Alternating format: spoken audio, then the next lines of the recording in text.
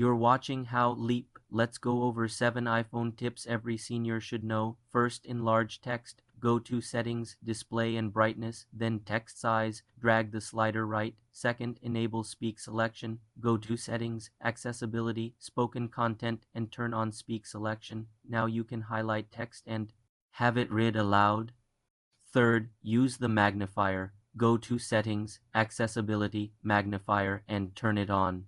Triple press the side button to activate it. Fourth, set up emergency SOS. Hold the side button and a volume button to call emergency services. Fifth, use the camera's QR code scanner. Open camera and point it at a QR code to open links. Sixth, enable Find My in settings to locate your iPhone if lost. Seventh, use Siri for hands-free help. Just say, "Hey Siri." For more simple computer tutorials, subscribe to the channel.